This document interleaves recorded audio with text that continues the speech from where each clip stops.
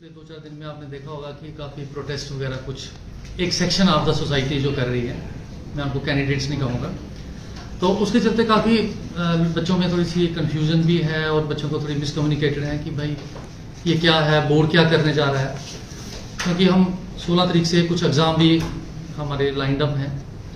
तो उसके चलते मैं आपको ये बताना चाहूँगा कि ये जो चल रहा है बाहर ये टोटली बेसलेस है। ये एक कैंपेन है, इसमें अल्टीरियर मोटिव्स हैं इन लोगों के, और ये मुझे डाउट है कि ये कैंडिडेट्स भी हैं। देखिए, बोर्ड अपनी फंक्शनिंग जो है प्रॉपरली एक रूल के मुताबिक करता है। यहाँ पे मेन प्रोटेस्ट आ रहा है कि बोर्ड ने कंपनी के साथ काम करना है, बोर्ड ने काम उसको ही दे दिया है। It's not like that, I totally deny it. ऐसा नहीं है कि बोर्ड ने काम उसको दे दिया है, बोर्ड ने कंपनी को हायर किया है टू असिस्ट इट, हमें वो असिस्ट करेगी। और एक कंपनी नहीं है, एक कंपनी एग्जाम में कंडक्ट असिस्ट करेगी, दूसरी कंपनी इस सारे प्रोसीजर को ऑडिट करेगी और वो थर्ड पार्टी ऑडिट होगा। उसके अलावा हमने जामर्स लगाए हैं हर सेंटर में, हर बच्चा सीसीटीवी कवरेज के अंदर होगा जब पेपर देगा। Besides that general administration department observer लगाता है सीनियर ऑफिसर्स को जो पूरा मॉनिटर करते हैं। हमारे पास 2 कंपनीज आई जो फाइनल स्टेज तक जिनका हमने इवैल्यूएशन किया। ये टेक्निकल बिड थी और उसके बाद फाइनेंशियल बिड थी, कम्युलेटिव लेके हमें सिलेक्शन थी। ये कंपनी सारे पैरामीटर्स फिट करती थी।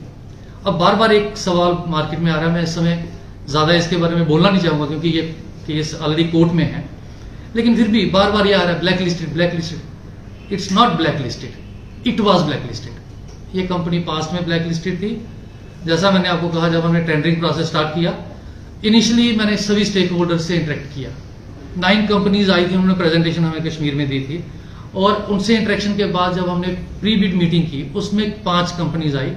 हर कंपनी ने ये कहा कि ये क्लॉज जो है इसको चेंज करने की जरूरत है। क्यों? क्योंकि हमने रखा था कि कभी भी ब्लैक लिस्ट हुआ, क्योंकि ब्लैक लिस्टिंग जो है वो एक पीरियड के लिए होती है।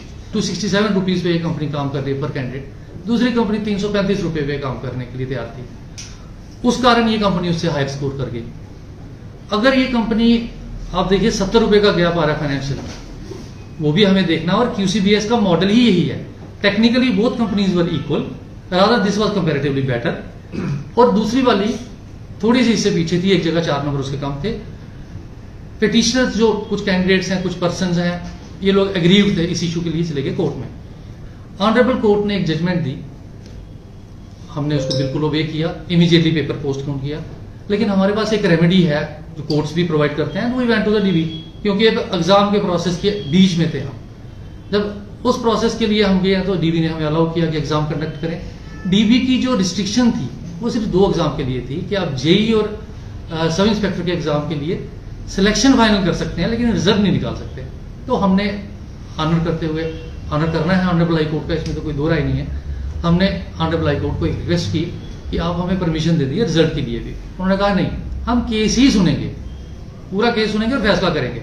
27 और 28 फरवरी को केस हमारा अच्छी तरह से सुना गया, दोनों पार्टीज ने आर्ग्यू किया, और उसके बाद जजमेंट आज की डेट में रिजर्व है। ये अचानक क्या होता है कि 2-3 दिन से ये एक्टिव हो जाते हैं बच्चे हैं कि जो भी इनके पीछे हैं। क्यों एक्टिव होते हैं?